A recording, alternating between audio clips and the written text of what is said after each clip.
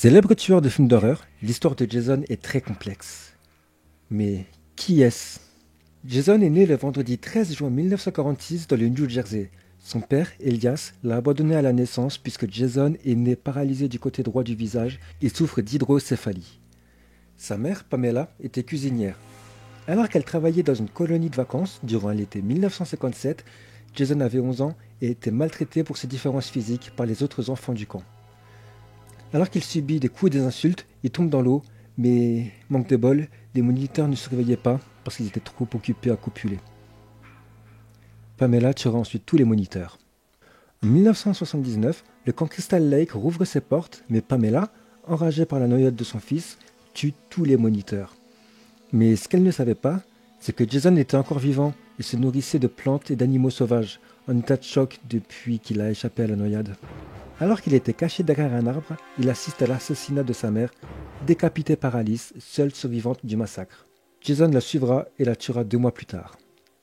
Il s'installe alors au Crystal Lake, qu'il désigne comme son territoire.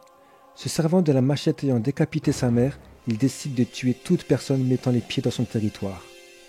Afin de cacher sa malformation, lui ayant causé quand même pas mal de mésaventures, il utilisera premièrement un sac à patates troué en guise de masque, puis un masque de hockey que transportait l'une de ses victimes. Il continuera ses massacres jusqu'en 1984, où il sera tué par Tommy Jarvis, un enfant de 12 ans. 2 ans plus tard, Tommy décidera de déterrer Jason afin de l'incinérer, histoire d'être sûr qu'il ne reviendra pas. Mais à la suite d'événements plus what the fuck les uns que les autres, Jason reviendra à la vie pour hanter le camp Crystal Lake à tout jamais. Depuis son retour à la vie en 1986, Jason est devenu un revenant ayant un but à accomplir, venger sa mère. En 2003, Freddy Krueger décide de revenir hanter les rêves des enfants de Elm Street, mais il n'y arrive pas parce que personne ne se rappelle de lui. Il prendra la forme de Pamela Voorhees et hantera les rêves de Jason pour le pousser à aller punir les méchants enfants de Elm Street. Une fois sa mission faite, Freddy récupérera les pleins pouvoirs et se retrouvera manipulé et confronté à Jason.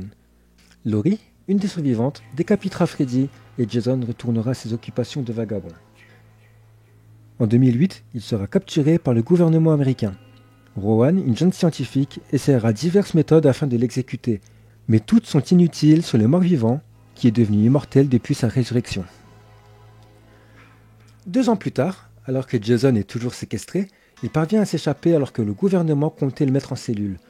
Rowan décide de l'amener dans une salle cryogénique et se retrouve pris au piège avec lui jusqu'en 2455, où leurs corps seront retrouvés par des soldats qui décideront de les ramener dans leur vaisseau, réveillant Rowan et disséquant Jason qui se réveillera de sa petite sieste. Après un massacre, Jason sera carbonisé et jeté dans l'atmosphère de la nouvelle Terre où il atterrira en plein Crystal Lake.